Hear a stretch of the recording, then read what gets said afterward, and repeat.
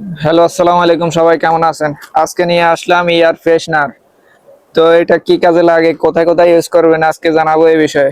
এটা গন্ধযুক্ত জায়গায় ইউজ করবেন, যেমন বাথরুমে, কিচিং রুমে, বেডরুমে ইউজ করতে পারবেন, আলমারিতেও ইউজ করতে পারবেন। এটা শুধু সুবাস ছড়াবে। ফুলের ঘ্রাণ আছে এখানে, বিভিন্ন বিভিন্ন ফুলের ঘ্রাণ আছে। এখন একটা ফুলের ঘ্রাণ আছে আমাদের কাছে। যদি কারো লাগে চলে আসবেন নতুন তারিগঞ্জ বাজার, বাই বাই সেনাটারে। তো আমি একটা এখন খুলে দেখবো আসলে ভিতরে কিরকম। তো আমি এখন একটা খুলতেছি।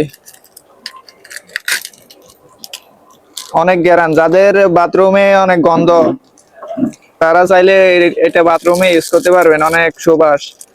বাথরুমে গেলে ঘুম আসবে, ঘুম ঘুম। বাথরুমে ঢুকলে আর বের হতে মন চাইবে না।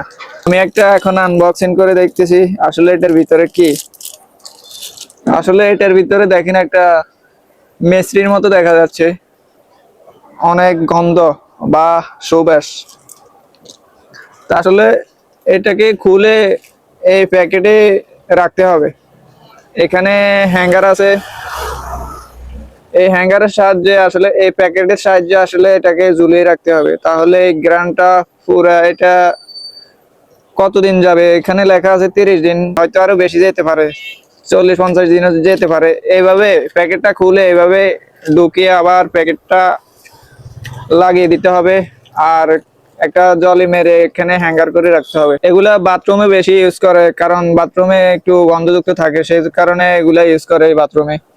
তারপরে কিচিং রুমও দিলে দিতে পারেন, কিচিং রুমে অনেক ধরনের গন্ধ থাকে।